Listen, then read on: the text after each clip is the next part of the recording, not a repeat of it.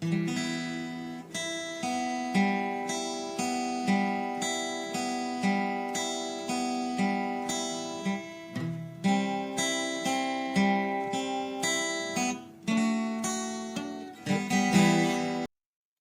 The lord. యోబు గ్రంథం 2వ అధ్యాయం 9వ వచనము చదువుకుందాము. అతని భార్య వచ్చి, నీవు ఇంకను యథార్థతను వదలకయుందువా? దేవుని దూషించి మరణం కమ్మనెను. ఇక్కడ యోబు యొక్క భార్య అనినటువంటి మాటలను మనము చూస్తున్నాము. యోబు అయితే దేవుని యందు భయభక్తులు కలిగిన వాడుగా, చెడును విసర్జించిన వాడుగా, నీతిమంతుడుగా, మరి ఎంతో యథార్థవంతుడుగా ఆయన జీవించినట్లుగా వాక్యము మనము చూస్తున్నాము. అయితే మరి తన భార్య ఎందుకు యోబును యథార్థతను ఇంకా ఎందుకు వదలక ఉన్నావు, దేవుని దూషించి నువ్వు చనిపో లేదా మరణం కమ్మని అంత కఠినంగా ఎలా మాట్లాడుతున్నది అని మనం కొంత అవగాహన చేసుకున్నట్లయితే, ఆమె జీవితంలో అంతకుముందు ఆమె కూడా తన భర్తను అనుసరించిన స్త్రీగా ఉన్నది.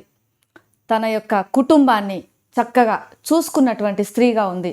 10 మంది పిల్లలను, వారి పిల్లలు ఉండొచ్చు, వారి కుటుంబాలు, వచ్చి పోయేటువంటి స్నేహితులు, శ్రేయోభిలాషులు, ఒక మంచి గృహిణిగా ఇల్లును చక్కదిద్దుకున్నటువంటి వ్యక్తిగా ఉన్నది. కానీ ఎప్పుడైతే మరి వారి ఇంటిలో ఆ పెను తుఫాన్ లాంటి విషాదం సంభవించింది, మరి అన్నిటినీ కూడా పోగొట్టుకున్నది. తన యొక్క పిల్లలను, 10 మంది పిల్లలను పోగొట్టుకున్నది. ఆస్తి పోయింది, పనివాళ్ళు పోయారు, అన్నిటినీ మరి పోగొట్టుకున్నటువంటి పరిస్థితులలో ఆమె అప్పుడు కూడా ఏమీ మాట్లాడినట్టుగా లేదు. ఆమె గురించినటువంటి ప్రస్తావన చాలా తక్కువగా ఉంది. 3 సార్లు ప్రస్తావన ఉంటే ఒక్కసారి మాత్రమే మరి ఆమె మాట్లాడినట్లుగా చూస్తున్నాము. అప్పుడు కూడా ఆమె ఏమీ మాట్లాడలేదు. కానీ ఎప్పుడైతే యోబు తన ఆరోగ్యమును పోగొట్టుకున్నాడో, ఒళ్ళంతా అరికాలు మొదలుకొని నడినెత్తి వరకు మరి కురుపులతో, బాధపరిచేటువంటి కురుపులతో ఆయన మొత్తబడి ఒళ్ళు గోక్కొనుటకు చిల్ల పెంకు తీసుకొని మరి ఆయన బూడిదలో కూర్చున్నటువంటి పరిస్థితిని చూసి ఒక భార్యగా ఆమె తల్లడిల్లిపోయి ఉంటుంది. ఒక పక్క తన పిల్లలను పోగొట్టుకున్నటువంటి స్త్రీగా ఉంటే, ఇంకొక పక్క తన యొక్క భర్త ఎంతో దీనావస్థలో ఉన్నాడు. మరి అలాంటి పరిస్థితులలో వచ్చినటువంటి మాటలుగా మనం ఇది చూడగలము. అంతేగాని ఒక భార్యగా భర్త మరణాన్ని కోరుకున్న స్త్రీగా ఆమె లేదు. దేవుని మీద అవిశ్వాసము, భర్త మీద కోపము అనేది మనము చూడకూడదు. కానీ భర్త ఆ పరిస్థితుల్లో ఉండి, ఎంతో దీనావస్థలో ఉండి, మరి ఆ పరిస్థితిని ఆమె చూసి తట్టుకోలేక కనీసము చనిపోతేనన్నా ఆ బాధ నుండి విముక్తిని పొందుతాడు అనేటువంటి ఉద్దేశం అయి ఉండొచ్చు. అందుకే చివరికి 42వ అధ్యాయంలో మనం చూసినట్లయితే, ఏ స్నేహితులు యోబును పరామర్శించటానికి వచ్చి ఆయన మీద నిందలు మోపారో, నీవు పాపం చేసినందుకే, నీవు నీ నీతిని తప్పి అనీతిగా జీవించినట్లున్నందుకే మరి ఈ యొక్క పరిస్థితిని నువ్వు ఎదుర్కొంటున్నావని ఆయనను ఎవరైతే మాట్లాడారో ఆ 3 స్నేహితుల తరపున దేవుడు వారిని గద్దించాడు. గద్దించి యోబు వారి తరపున ప్రార్థించమని చెప్పినప్పుడు, యోబు ప్రార్థించినప్పుడు దేవుడు వారిని క్షమించాడు. అంటే ఆ 3 స్నేహితుల విషయంలో దేవుడు డీల్ చేశాడు, వారిని మరి గద్దించాడు. కానీ యోబు భార్య విషయంలో మాత్రం దేవుడు ఏమీ అనలేదు. తరువాత దేవుడు మరి యోబును 10 మంది పిల్లలతో ఆశీర్వదించాడు. ఏ పశు సంపద, ఏవైతే ఆస్తులు పోగొట్టుకున్నాడో 2 దేవుడు యోబును ఆశీర్వదించాడు. ఇక్కడ దేవుడు ఆమె జీవితంలో ఎంతో మరి అర్థం చేసుకున్నవాడుగా మనం చూడగలము.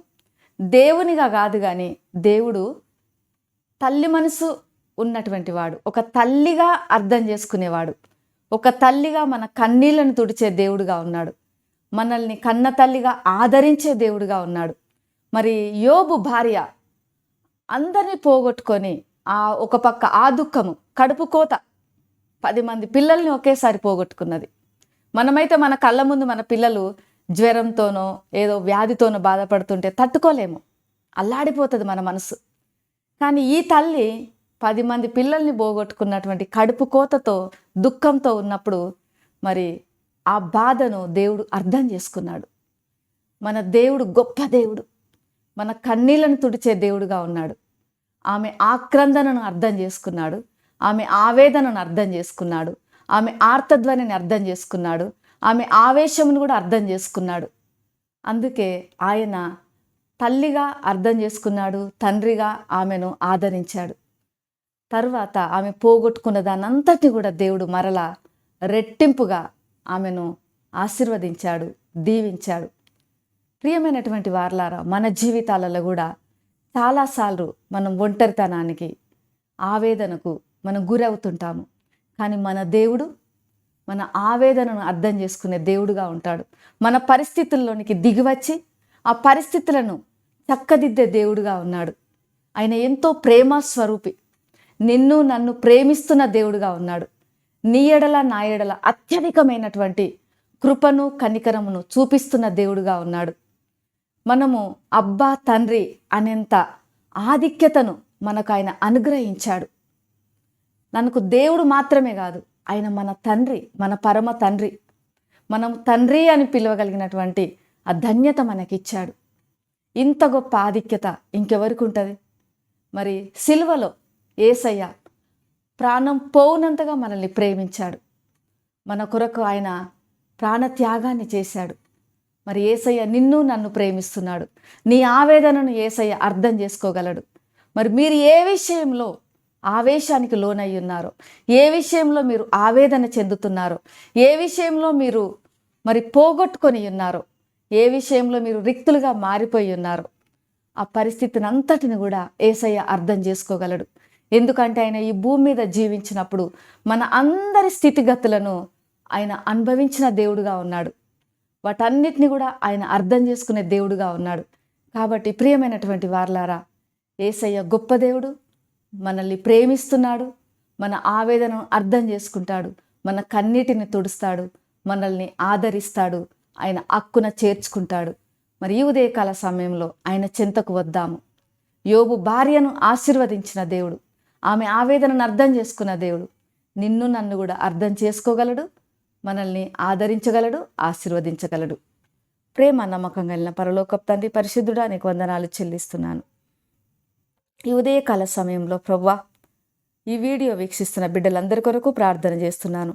వారు ఏ విషయంలో ఆవేదన చెందుతున్నారో, ఏ విషయంలో నిరాదరణకు గురై ఉన్నారో వారిని ఆదరించండి, వారిని దీవించండి, ఆశీర్వదించండి. యేసు నామములో ప్రార్థిస్తున్నాను తండ్రి, ఆమెన్. దేవుడు మిమ్మల్ని దీవించునుగాక.